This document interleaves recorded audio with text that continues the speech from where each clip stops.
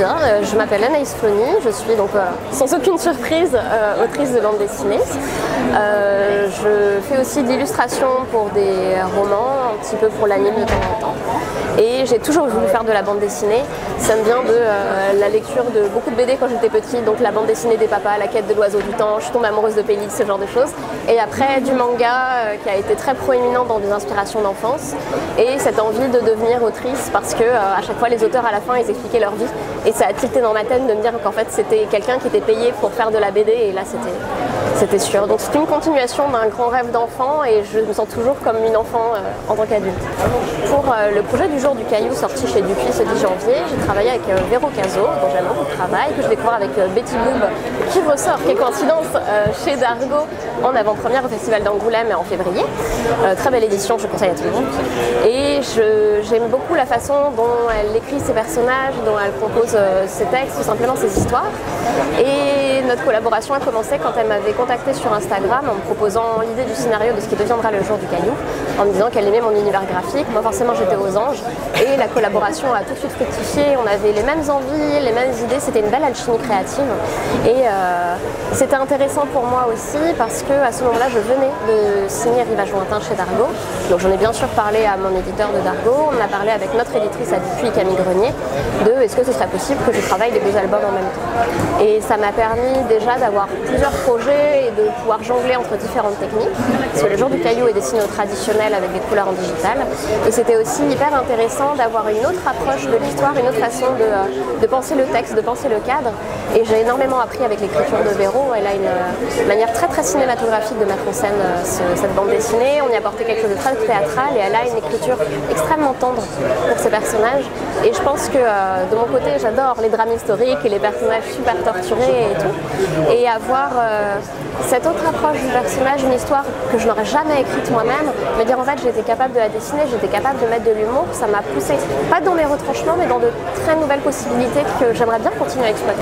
C'est quelque chose qu'on a énormément réfléchi, que ce soit au niveau graphique et de l'écriture. La manière dont on a travaillé avec Véro, c'est que à la place je vais dire d'avoir une formule un peu de commande de la bande dessinée, elle écrivait par séquence. C'est-à-dire qu'elle m'envoyait une séquence qui correspondait à peu près à une vingtaine, trentaine de pages.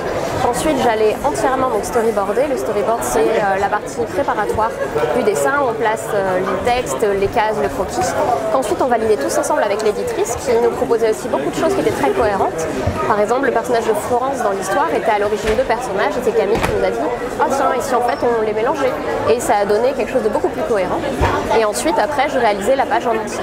Et ça permettait à Véro non seulement d'avoir le temps de bien mûrir l'écriture de cette boucle temporelle, mais aussi de se servir du dessin que je faisais pour avoir d'autres idées, pour se dire « Ah, elle l'a mis en scène comme ça, donc peut-être je peux tourner la scène de cette façon. » Et donc ça nous faisait vraiment un ping-pong créatif quasiment jusqu'à la fin de l'album, parce que l'écriture a vraiment été en parallèle du dessin.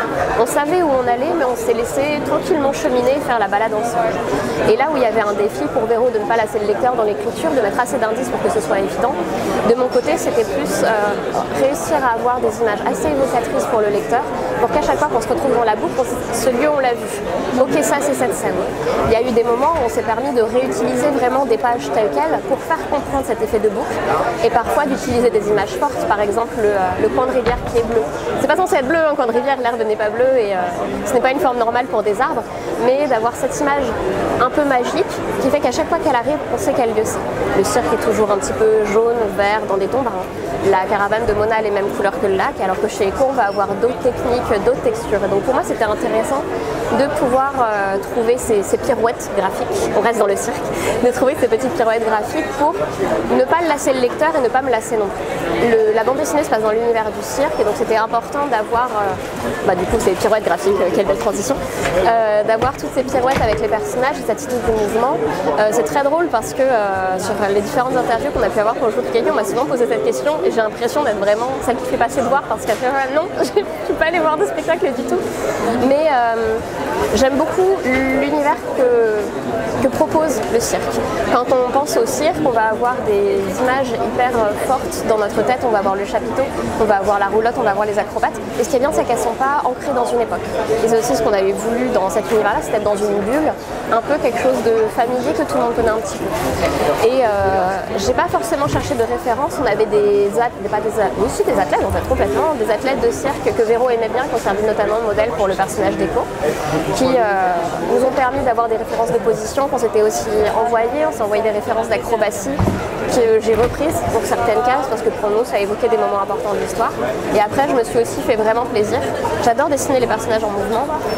Les dessiner le visage c'est bien sympa, mais au bout d'un moment ça saoule quoi. Et avoir un personnage qui bouge et qui va s'exprimer avec sa façon de poser sa main, sa façon de s'asseoir, sa façon de se tenir, pour moi c'est extrêmement amusant. Donc essayer de leur trouver une démarche, une gestuelle physique, c'était moi ça m'amuse beaucoup vraiment dans le dessin. Dans la bande dessinée, Mona, le personnage principal, elle a les cheveux bleus. C'était dans les premières recherches graphiques. Au début j'avais commencé en noir et blanc juste pour trouver le design du personnage, trouver des traits qui nous plaisaient. Mona est venue assez vite avec sa petite moue boudeuse et son air mutin. Et quand j'avais commencé à faire des tests en couleur, j'avais fait un test où elle avait les cheveux bleus et un test où elle avait les cheveux roses. Je ne sais pas pourquoi, ça m'a paru évident qu'elle avait les cheveux teints. C'était juste la vibe. La vibe était là. Et ça a tout de suite plu à Véro. Bleu, ça marchait bien. Et aussi, ça permet peut-être à ce personnage-là de sortir du cadre, d'être tout de suite repérable. On s'était fait la réflexion de ah oui, si elle a les cheveux bleus adultes, est-ce qu'elle les avait enfants avec Véro? On se dit peut-être est-ce qu'on la met brune, châtain ou blonde et qu'en fait elle se les teint. Et Camille, notre écrivain, me dit non, je crois qu'en fait on s'en fout. Et c'est juste, ça peut être très symbolique, ça me plaît aussi qu'il y ait ce genre d'interprétation, qu'on puisse y voir ce qu'on veut. Mais il y a un peu un côté magique et fantastique, donc pourquoi pas. Alors il me semble que la dernière fois j'avais dit que je voulais être dans la tête de Kamome Shirahama de l'Atelier des Sorciers, je crois que j'avais dit ça. Donc on va trouver un autre artiste. Dans la tête de qui j'aimerais être? Je pense que j'aimerais bien être dans la tête de Cyril Pedrosa aussi, parce que il y a justement quelque chose qui m'intéressait avec le caillou, c'est cette capacité de changer de technique, cette capacité d'avoir un univers graphique très différent mais extrêmement cohérent au niveau de ses œuvres. Et puis il y a une écriture qui est magnifique, ses planches sont incroyables, Portugal, meilleure BD du monde, enfin, c'est extrêmement fascinant. Et allez, un point scénariste aussi, je pense que j'aurais beaucoup aimé être... En fait, je ne sais pas si j'aurais aimé être dans la tête de Hubert, mais avoir juste une partie de son imaginaire et pouvoir partager ses histoires, ça m'aurait énormément plu.